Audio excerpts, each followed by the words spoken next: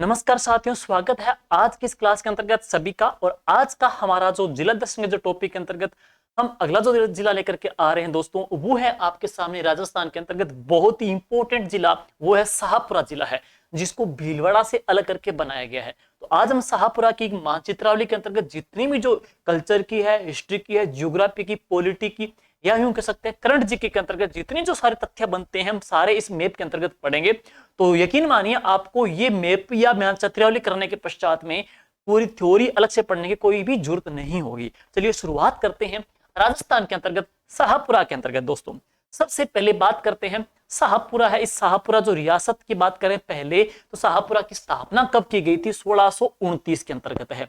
Most important है, आपसे पूछा जाए शाहपुरा की स्थापना कब हुई है? 1629 के अंतर्गत। दूसरी बात, अब इसके पश्चात हम बात करते हैं शाहपुरा की जो महत्वपूर्ण जो विशेषताएं हैं। नंबर 1 है राजस्थान के एकीकरण के समय जो रियासतों की विशेषताएं आती है, छोटी रियासत है, बड़ी रियासत है, क्षेत्रफल में छोटी, जनसंख्या में छोटी या बड़ी वगैरह। तो सुनिएगा, राजस्थान के एकीकरण के समय क्षेत्रफल की सबसे छोटी रियासत कौन सी? शाहपुरा। राजस्थान के एकीकरण के समय जनसंख्या की दृष्टि से सबसे छोटी रियासत कौन सी? शाहपुरा है। क्षेत्रफल में छोटी शाहपुरा, जनसंख्या में छोटी शाहपुरा है। तो ये सबसे बड़ा तथ्य है, सबसे छोटी रियासत शाहपुरा रहेगी। लेकिन बात करेंगे क्षेत्रफल की, बात है राजस्थान में क्षेत्रफल की दृष्टि से सबसे बड़ी कौन सी थी? जोधपुर थी, मारवाड़ रियासत थी। सबसे छोटी कौन सी थी? शाहपुरा। और शाहपुरा का दायरा कितना था? 1450 वर्ग मील है। तो आपसे इसका क्षेत्रफल पूछे कितना था? 1450 वर्ग मील इसका क्षेत्रफल था एकीकरण के समय। लेकिन जनसंख्या में सबसे छोटी रियासत भी कौन सी थी? शाहपुरा। और 1941 की जनसंख्या के अनुसार सबसे कम जनसंख्या शाहपुरा की थी, मात्र कितनी? 16,000 आबादी थी। 16,000 आबादी और 1450 वर्ग मील इसका क्षेत्रफल, दोनों में सबसे छोटी बात आ जाएगी है। दूसरी बात, शाहपुरा को एकीकरण के कौन से चरण में शामिल किया गया था? तो शाहपुरा को एकीकरण के दूसरे चरण के अंतर्गत शामिल किया गया था। दूसरी बात आएगी। तीसरी बात आएगी, प्रधानमंत्री है। एकीकरण के समय प्रधानमंत्री की बात करते हैं तो बात करेंगे गोकुलाल जो असावा, जिनका संबंध कहां से है? शाहपुरा से है। उनको एकीकरण के कौन से चरण का प्रधानमंत्री बनाया गया था? तो प्रथम चरण का है, सॉरी दूसरे चरण का। प्रथम चरण का कौन थे? शोभाराम जी कुमावत थे। दूसरे कौन थे? गोकुलाल जी असावा है। तो दूसरे चरण का इनको प्रधानमंत्री बनाया दिया गया था, गोकुलाल असावा को है। एकीकरण के सेकंड चरण में इनको शामिल कर लिया गया था। राजस्थान के दूसरे चरण के अंतर्गत शाहपुरा को शामिल किया गया था। अब बात आएगी रियासतों में उत्तरदायी शासन की स्थापना करना। देखिए सबसे पहले प्रजामंडल का मुख्य उद्देश्य क्या था? रियासतों में जनता का उत्तरदायी शासन स्थापित करना।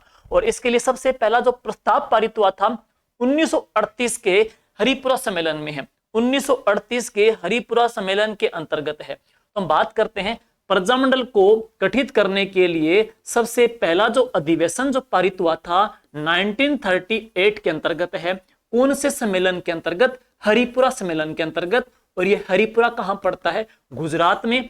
और इसकी अध्यक्षता किसने की थी? नेताजी सुभाष चंद्र बोस ने की थी।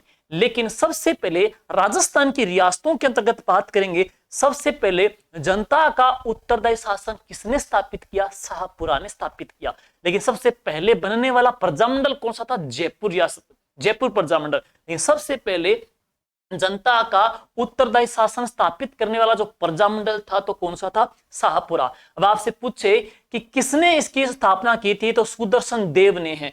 शाहपुरा प्रजामंडल की जो स्थापना की थी उत्तरदायी शासन की, तो किसने की थी? सुदर्शन देव ने की थी। और कौन सी डेट को की थी? हम अक्सर पढ़ते हैं कि सबसे पहले उत्तरदायी शासन शाहपुरा ने स्थापित किया। और ऐसी रियासत जो उत्तरदायी शासन की स्थापना नहीं कर सकी तो कौन सी थी? जैसलमेर। लेकिन शाहपुरा ने उत्तरदायी शासन की स्थापना कब की? वो डेट पूछी जाए तो 14 अगस्त 1947 को है।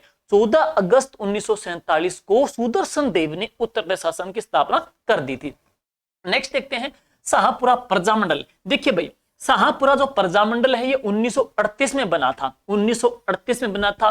लादोराम व्यास है, रमेश चंद्र ओझा है, ऐसे 18-19 इसके सदस्य थे। लेकिन शाहपुरा प्रजामंडल का जो अध्यक्ष बनाया गया था अभ्यमल जी डांगी को है।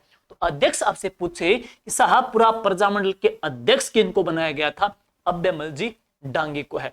जो व्यक्ति शहंशाह होता है उसको किसी का डर नहीं होता, अभ्य होता है। जो अभ्य कौन होगा? जिसके हाथ में डांग होगी, लठ होगा, वो व्यक्ति अभ्य होगा। तो अभ्य मलटांगी कहां के अध्यक्ष थे? शाहपुरा प्रजामंडल के अध्यक्ष थे। अब चलते हैं नेक्स्ट। ये तो कुछ बातें यहाँ की हो चुकी है, कुछ हिस्ट्री में रियासतों को लेकर की है।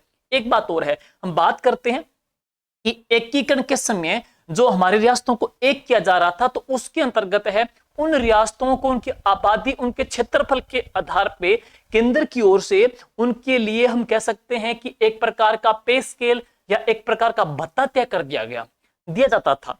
जैसे कि उनको क्या बोलते थे? प्रिवी पर्स कहा जाता है। और एकीकरण के समय सबसे कम प्रिवी पर्स, एकीकरण के समय सबसे कम जो प्रिवी पर्स है, न्यूनतम जो प्रिवी पर्स है, वो किसको मिलता था? शाहपुरा को मिलता था। और वो कितने रुपए दिया जाता था? 90,000 रुपए है। तो आपसे पूछा जाए सबसे कम प्रिवी पर्स वाली जो रियासत है तो कौन सी? शाहपुरा रियासत है। 90,000 रुपए इनको प्रिवी पर्स इनको दिया था। और एक बात और है, संग्राम सिंह द्वितीय के द्वारा मेवाड़ के शासक थे, इनके द्वारा शाहपुरा को कितने गांव उपहार में दिए गए थे? 23 गांव इनको उपहार में, या हम कह सकते हैं गिफ्ट के तौर पे शाहपुरा को दिए गए थे। कौन से राजा के द्वारा घोषणा कर दी गई थी? संग्राम सिंह द्वितीय के द्वारा इनकी घोषणा की गई थी। अब इसके पश्चात में है केसरी सिंह जी बाराहट और पुत्र कौन? प्रताप सिंह जी बाराहट। भाई कौन? जोरावर सिंह जी बाराहट। और उन्हीं की परिवार की आती है नगेंद्र बाला। पूरा का पूरा जो परिवार है इतिहास के अंतर्गत है, जाना जाता है, माना जाता है अपनी त्याग बलिदान को लेकर के है। केसरी सिंह बाराहट, प्रताप सिंह बाराहट, जोरावर सिंह बाराहट है। सबसे पहले बात करते हैं इन सभी का जो संबंध है शाहपुरा के कौन से गांव से हैं? तो देवपुरा गांव से हैं। तो ये देवपुरा गांव से हैं। केसरी सिंह जी बाराहट के बारे में सुनी होगी अपनी विशेषता, चेतावनी चुंगठिया रचना इन्होंने भेंट की थी जिसमें 13 सोटे थे, फतेह सिंह को भेंट की थी। वो पढ़ने के पश्चात उनका जमीर जाग गया था और करजन के दरबार में बिना भाग लिए रिटर्न हो गए थे। और इसके बाद बात करते हैं जोरावर सिंह बाराहट, प्रताप सिंह बाराहट। जोरावर सिंह बाराहट होर्डिंग्स बम कांड में नाम आया था, पकड़े नहीं गए थे और घोषणा कर दी थी मैं जब तक जिंदा रहूंगा तब तक अंग्रेजों के हाथ में नहीं आऊंगा, जीते जी हाथ नहीं आऊंगा। 27 साल तक अमरदास बैरागी के नाम से ये भूमिगत रहे थे। वो कौन थे? जोरावर सिंह बाराहट। पुत्र कौन थे? प्रताप सिंह बाराहट, जिन्हें हम कह सकते हैं क्लीवलैंड के द्वारा बहुत सारी घोर यातनाएं दी गई थी और कहा था कि अपने साथियों का पता बता दो। तो इन्होंने कहा कि मेरी माता रोती है तो रोने दो, मैं एक माँ को हंसाने के लिए हजारों माताओं को नहीं रुला सकता। वो कौन थे? जो प्रताप सिंह बाराहट है। राजस्थान का चंद्रशेखर आजाद किसे कहते हैं? जोरावर सिंह बाराहट को कहते हैं। ये बाराहट जो फैमिली है उनका ताल्लुकात भी कहां से? देवपुरा शाहपुरा से, पहले भीलवाड़ा से था। तो ये यहाँ की विशेषता जुड़ गई है। अब बात करते हैं कुछ और विशेषता यहाँ की। देखिए भाई, शाहपुरा में पड़ता है फूलिया कला। शाहपुरा का क्षेत्र कौन सा? फूलिया कला। तो राजस्थान के अंतर्गत भीलवाड़ा क्षेत्र में हम बात करेंगे, 2 कंजर्वेशन रिजर्व थे, संरक्षित क्षेत्र थे, एक हमीरगढ़ भीलवाड़ा का, एक फूलिया कला भीलवाड़ा का। लेकिन अब अलग जिला हो चुका है, तो अब फूलिया कला ये जो संरक्षित क्षेत्र है, ये फूलिया कला संरक्षित क्षेत्र है, अब कहां पे आता है? शाहपुरा में पड़ता है। पहले कहां पे? भीलवाड़ा, अब कहां पे? शाहपुरा में है। नेक्स्ट बात करते हैं जहाजपुर की। बात सुन लीजिए, जहाजपुर शाहपुरा की जो क्षेत्र पड़ते हैं जहाजपुर है। असिस्टेंट एग्रीकल्चर ऑफिसर, AAO बोलते हैं इसको, AAO एग्जाम के अंतर्गत प्रश्न पूछा गया था कि अकबर ने महाराणा प्रताप के भाई कौन? जगमाल। अकबर ने महाराणा प्रताप के भाई जगमाल को कहां की जागीर दी थी? तो जागीर कहां की दी थी? जहाजपुर की जागीर दी थी। इंपॉर्टेंट टॉपिक है, आरपीएससी ने पूछ लिया है, AAO एग्जाम के अंतर्गत है। दूसरी बात, राजस्थान में मिट्टी के खिलौनों के लिए चर्चित कौन सा? शाहपुरा। राजस्थान में लकड़ी के खिलौनों के लिए उदयपुर फेमस। राजस्थान में मिट्टी के खिलौनों के लिए जहाजपुर प्रसिद्ध। राजस्थान में खिलौना जो मंडी या खिलौना जो सामग्री है वो हनुमानगढ़ जिले की फेमस है। मिट्टी के खिलौने कहां के फेमस? जहाजपुर, शाहपुरा के फेमस। फिर बात करते हैं और शाहपुरा के अंतर्गत जहाजपुर में यहां बावड़ी कौन सी बनी हुई है? चिमना बावड़ी बनी हुई है, यहाँ पे चिमना बावड़ी भी है। और राजस्थान की अभ्रक जो नगरी हम कह सकते हैं, पहले भीलवाड़ा थी, अब कौन सी? शाहपुरा। राजस्थान के तामर नगरी पहले झुंझुनू थी, अब कौन सी? नीमकाथना रिचेंज हो चुकी है। तो राजस्थान में अभ्रक की बात करेंगे तो राजस्थान में अभ्रक के जो प्रमुख क्षेत्र हैं कौन कौन से? दांता, भुणास, बनेड़ी, फूलिया। दांता, भुणास, बनेड़ी, फूलिया पहले भीलवाड़ा में आते थे, अब दांता, भुणास, बनेड़ी, फूलिया ये सारे के सारे जो गांव हैं, कस्बे हैं, ये पड़ते हैं कहां पे? जहाजपुर में या भीलवाड़ा जिले में आते हैं, भीलवाड़ा जिले में आते हैं। तो राजस्थान की जो अभ्रक नगरी जिसको बोल देते हैं, तो अब वो जिला कौन सा कहलाएगा? शाहपुरा ही कहलाएगा। ठीक है, अब बात करें, चिमना बावड़ी हो चुकी है, जहाजपुर की जागीर दे दी है राजस्थान में। इसी जहाजपुर में मेला किसका लगता है? घाटा रानी का मेला भरता है दोस्तों। घाटा रानी का यहाँ पे मेला लगता है। गेबी पीर की यहाँ पे दरगाह बनी हुई है, गेबी पीर, नाम यहाँ पे लिख रहा हूं मैं, गेबी पीर। गेबी पीर के यहाँ पे दरगाह बनी हुई है। जो बच्चे बिल्कुल न्यू है तो अपना जो टेलीग्राम चैनल है, इसी वीडियो के डिस्क्रिप्शन में मिलेगा आपको, इसी नाम से ही, और उसको जरूर ज्वाइन कर लीजिए, क्योंकि हम इसी की पीपीटी, इसकी जो पीडीएफ है टेलीग्राम में हम डालते हैं, उसी के ऊपर आपका हम टेस्ट लेंगे, निःशुल्क टेस्ट भी लेंगे, जिला दर्शन सीरीज का टॉपिक होने के पश्चात में है, तो जरूर ज्वाइन कर लीजिएगा, आपको अप टू डेट वहां पे न्यूज मिलती रहेगी। और अब देखते हैं, राजस्थान में इसी जहाजपुर में एक देवी का मंदिर है, वो देवी कौन सी है? धनोप माता। धनोप माता का मंदिर भी कहां पे? जहाजपुर के अंतर्गत है। यहां पर धानेश्वर धाम है, जिसे क्या बोल देते हैं? छोटा पुष्कर कहते हैं। सुनिए जरा, राजस्थान में पुष्कर की बात करेंगे तो कौन कौन से पुष्कर सुन लीजिए एक बार। एक तो है धानेश्वर धाम, धानेश्वर है। एक कौन सा? जमुआ रामगढ़। और एक कौन सा? खेतड़ी। अब देखिए भाई, जो खेतड़ी है ना, इसको तो क्या बोलते थे? पुरातत्व का पुष्कर। प्राचीन काल के अंतर्गत है। मेवाड़, प्राचीन अन्य क्षेत्रों के अंतर्गत तांबे की जो सप्लाई है वो कौन करती थी? गणेश्वर सभ्यता करती थी। है तो गणेश्वर सभ्यता, सॉरी खेतड़ी नहीं, गणेश्वर, जो गणेश्वर सभ्यता करती थी। इसी वजह से हम कह सकते हैं ये जो गणेश्वर सभ्यता है, गणेश्वर सभ्यता है, इस गणेश्वर सभ्यता को क्या बोल देते हैं? पुरातत्व का पुष्कर कहते हैं। जमुआ रामगढ़, जमुआ जो रामगढ़ है ना, जयपुर ग्रामीण के अंतर्गत है, जमुआ रामगढ़ है। जमुआ जो रामगढ़ है बाणगंगा नदी के ऊपर बना हुआ है। जमुआ रामगढ़ है, यहाँ पे फूलों की खेती होती है जैसे पुष्कर में होती है। इसी वजह से जमुआ रामगढ़ को क्या बोल देते हैं? ढूंढाड़ का पुष्कर है। तो ये कहलाता है ढूंढाड़ का पुष्कर। जबकि धानेश्वर जो धाम है, ये कहां का पुष्कर कहलाता है? शाहपुरा का पुष्कर कहलाता है। आपसे पूछा जाए छोटा जो पुष्कर कहते हैं वो कौन सा है? धानेश्वर धाम आ जाएगा है।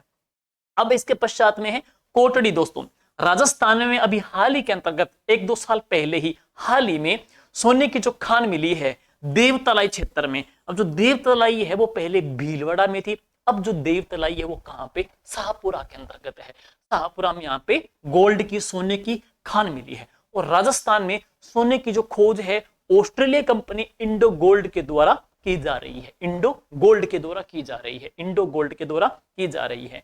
कोटड़ी भी हो चुका है। अब बात करेंगे राजस्थान में शाहपुरा बहुत ही महत्वपूर्ण हब है। कौन सी कला का? फड़ चित्रण का है। फड़ चित्रण के बारे में अक्सर आप लोगों ने सुना ही होगा, एक बार वापिस और चर्चा कर लेते हैं। फड़ या पट चित्रण है, जैसे कि कपड़ा है, इस कपड़े के ऊपर जो डायग्राम में चित्र बनाए जाते हैं, उन चित्रों को बनाने का जो काम है, यहाँ पे 2 बातें पढ़ेंगे, 2 जाति विशेष की बात करेंगे। एक तो जाति कौन सी आएगी? जोशी फैमिली आएगी है। एक जाति कौन सी आएगी? भोपा परिवार आएगा है। तो इस फड़ को मेड बनाने वाली जो जाति कौन सी? जोशी फैमिली है। लेकिन फड़ को बनाने के बाद में इस फड़ को जो रीडिंग करती है, रीडिंग को क्या बोल देते हैं? बांचना। तो बांचने का जो काम करती है वो कौन सी जाति करेगी? भोपा जाति करेगी है। राजस्थान में जोशी परिवार की बात पढ़ेंगे तो कई सारे नाम आते हैं, जैसे कि कई कलाकार हैं, पांचोजी जोशी, श्रीलाल जोशी, श्रीलाल जोशी, और इसके अलावा धूलजी चितेरा, और इसके अलावा पार्वती जोशी, कई सारे फड़ के चित्रण के कलाकार आते हैं। और प्रकाश जोशी जिसने बाबूजी की मिनीएचर फड़ तैयार की थी, तो प्रकाश जोशी, देश की पहली फड़ चितेरी महिला पार्वती जोशी, धूलजी चितेरा, श्रीलाल जोशी, पांचोजी जोशी, ये सारे फड़ के हम कह सकते हैं जोशी फैमिली से ताल्लुकात रखते हैं। जोशी फैमिली बनाती है कहां पे? शाहपुरा में बनती है।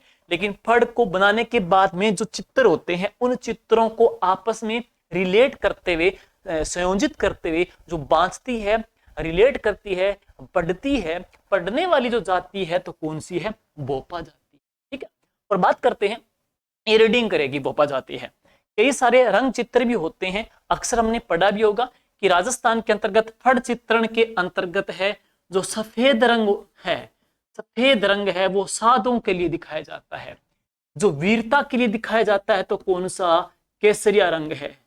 नीले कलर में जो देवियां होती है उनको दिखाया जाता है, नीले कलर के अंतर्गत यहाँ पे है। काला रंग है, राक्षसों के लिए भी प्रयुक्त किया जाता है। ये फड़ के अंतर्गत महत्वपूर्ण रंग भी यहाँ पे प्रदर्शित किए जाते हैं। और इसके अलावा कोई भी फड़ कट फट जाती है तो उस फड़ का सिर्फ और सिर्फ पुष्कर झील में विसर्जन किया जाता है। पुष्कर झील में विसर्जन होता है, फड़ का विसर्जन होता है कौन सी झील में? पुष्कर झील में फड़ का विसर्जन होता है।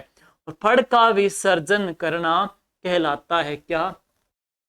अब सुनिए, दो चीजें आएगी, एक तो दी जाएगी थोवैना, थोवैना, थोवैना, और एक होती है ठंडी करना, ठंडी करना। लेकिन फड़ का जो विसर्जन करना है वो कहलाता है ठंडी करना। थोवना क्या है? आदमी के मरने के बाद में जो उसकी अस्थियां राख होती है, उस अस्थियों को हरिद्वार में विसर्जित करते हैं। अस्थियों का हरिद्वार में विसर्जन करना थोवना कहलाता है। फड़ का पुष्कर जी में विसर्जन करना ठंडी करना कहलाता है। छोटी फड़, बड़ी फड़, टिकट जारी की गई बिना वाद्यंतर के, सारी जो विशेषताएं हमने राजस्थान की हस्तकला में पढ़ी है, वो हस्तकला भी आप दोबारा डाल दूंगा, उसमें डिटेल बातें कंप्लीटली सारणी के माध्यम से आ जाएगी है। ठीक है, लंबा टॉपिक है ये।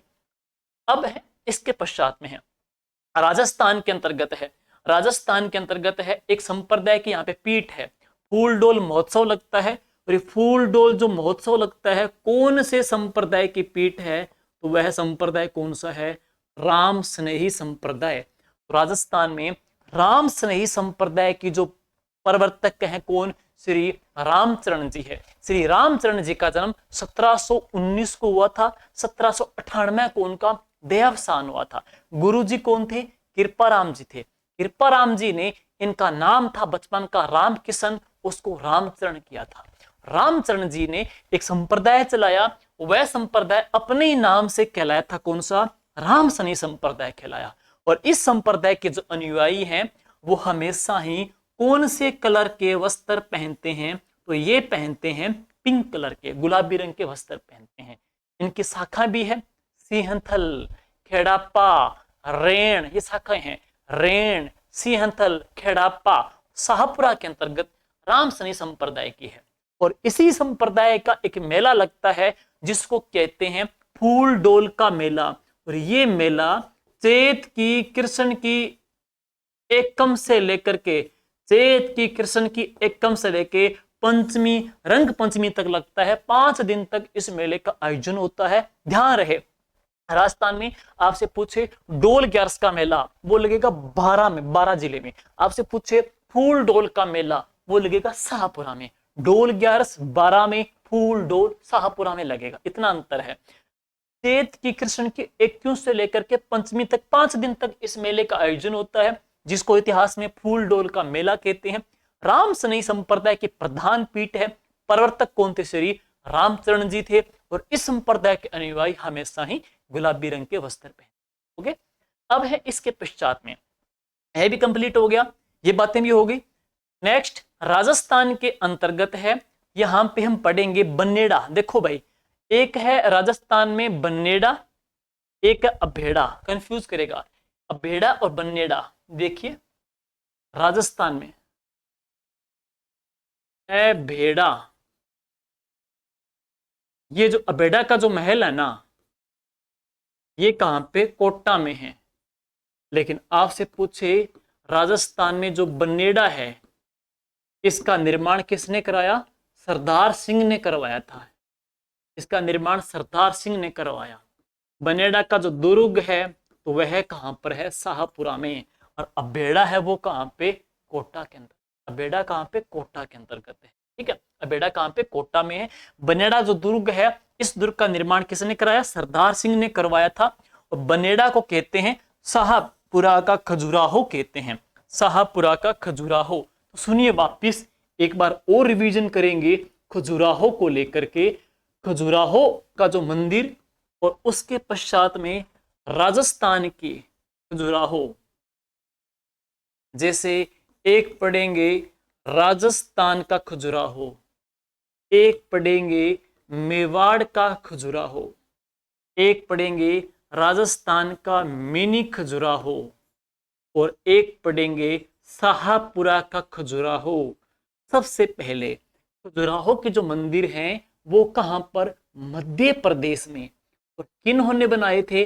चंदेलों ने बनाए थे, चंदेल राजाओं ने बनाए थे। और इन मंदिरों में क्या विशेषता थी? जो हिंदू देवी देवताओं की मूर्तियां वगैरह है, उनमें देवी देवताओं को हम कह सकते हैं नगर मूर्ति के रूप में उनको दिखाया गया है, नगर मूर्ति में दिखाया गया है। राजस्थान का जो खजुराहो है, राजस्थान का जो खजुराहो है वह कौन सा है? किराड़ू है। किराड़ू का जो प्राचीन नाम है वो है किरातकूप।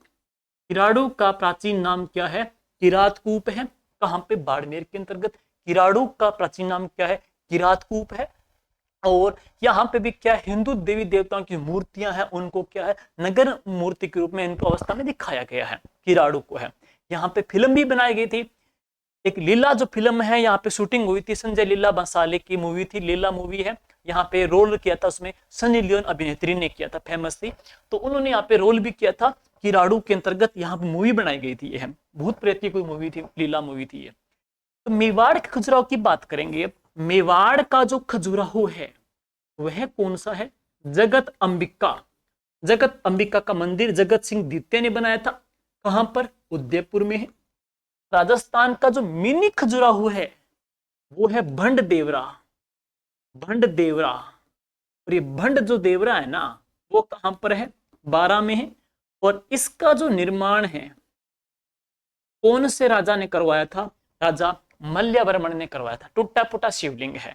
जबकि शाहपुरा का जो खजुराहो है तो वह कौन सा है? बनेड़ा का किला। बनेड़े का जो किला है उसका निर्माण सरदार सिंह ने करवाया। ये थे इनको लेकर के। ओके, सारी बातें आ चुकी है। और इसी बनेड़ा में बाईराज की बावड़ी भी है। बनेड़ा में किसकी बावड़ी है? बाईराज की बावड़ी भी है। नेक्स्ट, मानसी नदी के ऊपर यहाँ पे अडवान बांध है, वो शाहपुरा में आ जाएगा भाई। अब कोठारी जो नदी है नंदराय में, अब देखिए कोठारी जो नदी है इसके बारे में है। पहले बात करते हैं रासमंद को लेकर के। पहले रासमंद के अंतर्गत है, फिर यहाँ पे चित्तौड़गढ़ है, चित्तौड़गढ़ है, और इसके पश्चात में है भीलवाड़ा, भीलवाड़ा है। तो बात करते हैं नदी को लेकर के। देखिए भाई, जो नदी है बनास नदी है, ये निकलती है खमनोर की पहाड़ियों से। खमनोर की पहाड़ियों के पश्चात चित्तौड़गढ़, चित्तौड़गढ़ के अब भीलवाड़ा से अलग कौन सा किया गया? शाहपुरा है, अलग किया गया। चित्तौड़गढ़ के बाद ये आती है भीलवाड़ा में, बिगोद में, और फिर ये जाती है शाहपुरा के अंतर्गत है। तो हम बात करते हैं यहाँ पे एक और नदी, कौन सी? कोठारी जो नदी है। देखिए कोठारी जो नदी है उसका जो उद्गम होता है दिवेर से, रासमंद से, दिवेर घाटी रासमंद से। दिवेर से निकलने के बाद ये आती है कहां पे? भीलवाड़ा में आती है। भीलवाड़ा के बाद ये जाएगी शाहपुरा में, और शाहपुरा जिले में जाकर के सीधी किस में जाके मिल जाती है? बनास में मिलती है। तो कोठारी नदी शाहपुरा में बनास में मिलेगी, तो वह जो गांव है वह गांव कौन सा है? नंदराय गांव है। ध्यान दीजिएगा, राजस्थान में नंदराय के नाम से कई सारे गांव हैं। जैसे एक तो है नंदपुर गांव, एक है नंदग्राम, एक है नंदराय, एक है नंदराय। अब सुनिए, नंदपुर जो गांव है ना वो कहां पे है साथियों? नंदपुर जो गांव है वो झालावाड़ में है, और इस गांव से राजस्थान में एक नदी मध्य प्रदेश की सुसनेर की पहाड़ियों से निकलती है, जो नंदपुर गांव में आकर के एंट्री लेती है। और उस नदी का जो नाम है वह क्या है? आहू। आहू का जो राजस्थान में एंट्री होती है वो कहां से होती है? नंदपुर झालावाड़ से होती है, फिक्स। दूसरी बात, नंदपुर कौन से जिले का प्राचीन नाम है? कोटा का। तो नंदपुर कौन से जिले का प्राचीन नाम है? तो ये कोटा का। तो कोटा का जो प्राचीन नाम है वो क्या था? नंदपुर था। जबकि नंदराय कहां का? शाहपुरा का। वहां पे बनास नदी में आकर के डायरेक्ट कौन सी मिलेगी? कोठारी नदी मिलेगी है। ध्यान दीजिएगा, इसी कोठारी नदी के ऊपर, इसी कोठारी नदी के ऊपर मेजा बांध बना हुआ है भीलवाड़ा में। इसी कोठारी नदी के ऊपर हम बात करते हैं, इसी कोठारी नदी के ऊपर भीलवाड़ा में बागोर सभ्यता खोजी गई थी, जिसकी खोज बीएन मिसर ने, वीरेंद्रनाथ मिसर ने की थी। यहां से 5000 साल पहले पशुपालन के साक्ष्य भी मिले हैं, ठीक है। और ये कुछ यहाँ की खूबियां थी। और वापिस आएंगे यहाँ पे अपने ओर, तो देखिएगा नेक्स्ट। तो ये थी तालाब, देखो कौन कौन से हैं। नाहर तालाब भी है, कमल सागर तालाब भी है, उमेद सागर तालाब भी है, और नदी कौन सी है? बनास नदी भी यहाँ पे बहती है। महाभारत के कालीन के साक्ष्य कहां से मिले? जहाजपुर से हैं।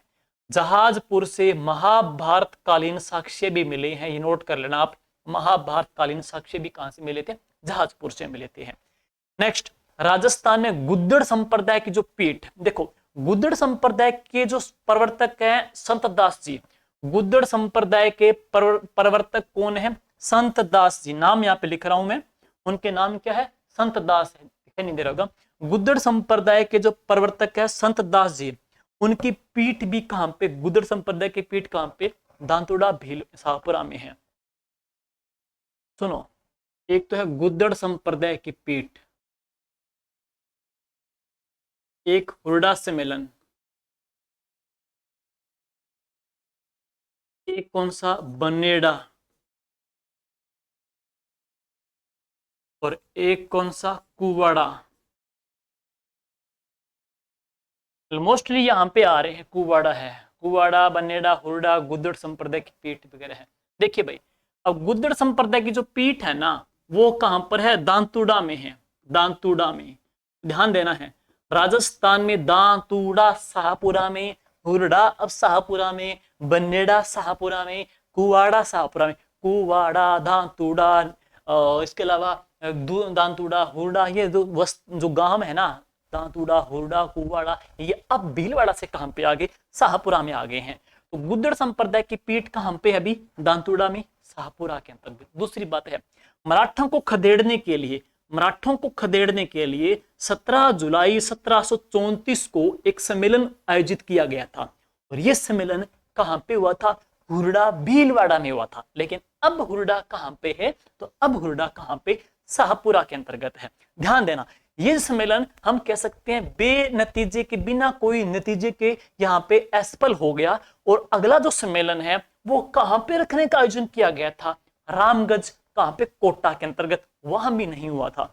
और इसके बाद में बनेड़ा, जिसको क्या बोल देते हैं? शाहपुरा का खजुराहो कहते हैं, सरदार सिंह ने बनाया शाहपुरा में। कुवाड़ा, ध्यान देना है, तांत्या जो टोपे आए थे, मांडलगढ़ भीलवाड़ा यहाँ पे आए थे। तांत्या टोपे का जो युद्ध हुआ था ना एच.जी. रॉबर्ट्स के साथ, तांत्या टोपे का जो युद्ध हुआ था एच.जी. रॉबर्ट्स के साथ हुआ था। है तांत्या टोपे हार गए थे, रॉबर्ट्स जीत गया था। जो युद्ध हुआ था ये कहां पे हुआ था? कुवाड़ा में, शाहपुरा में, दांतुड़ा शाहपुरा में, हुरडा शाहपुरा में, और क्या बच गया? बनेड़ा भी कहां पे? शाहपुरा के अंदर। तो ये कुछ गांव इसके नाम से आ जाते हैं।